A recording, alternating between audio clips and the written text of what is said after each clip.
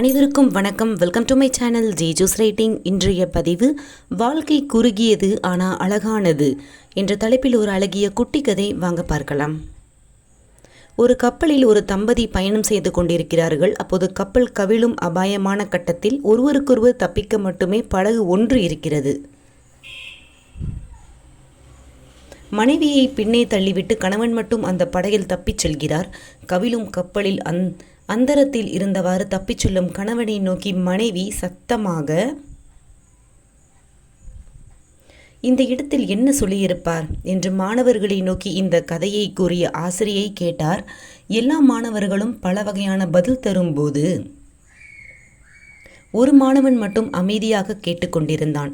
ஏன்பா நீ சைலண்டாக இருக்க? நம்ம குழந்தைய பத்திரமா பார்த்துக்கணும்னு சொல்லியிருப்பா டீச்சர்.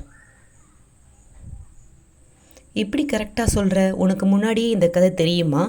இல்லை டீச்சர், எங்கள் அம்மாவும் சாகரத்துக்கு முன்னாடி அப்பா கிட்ட இதே தான் சொன்னாங்க.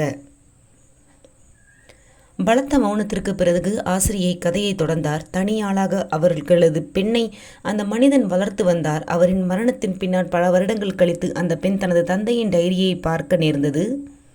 தாய்க்கு உயிர்கொல்லி நோய் இருந்திருப்பது அப்போதான் அவளுக்கு தெரிய வந்தது. கப்பல் கவிழ்ந்த சம்பவத்தை அப்பா இவ்வாறு எழுதியிருக்கிறார்: உன்னோடு நானும் கடலில் அடியில் சங்கமித்திருக்க வேண்டும். நம் இருவரின் மரணமும் ஒரே நேரத்தில் நிகழ்ந்திருக்க வேண்டும். நான் என்ன செய்ய நமது பெண்ணை வளர்த்தெடுக்க நான் மட்டுமே தப்ப வேண்டியிருந்தது.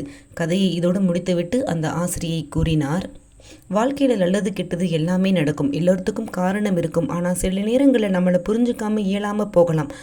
அதனால் நாம் ஆழமாக யோசிக்கலாமே, சரி புரிஞ்சுக்கலாமோ, யார் மேலேயும் முடிவுக்கு வந்திருக்கக்கூடாது. நாம் சாப்பிட்ட ரெஸ்டாரண்ட்டு போனால் ஒருத்தன் காசு கொடுக்க முன் வந்தால் அவன் பணக்காரன் என்று அர்த்தமில்லை. பணத்தை விட நம்ம நட்பு அதிகமாக மதிக்கிறான்னு அர்த்தம்.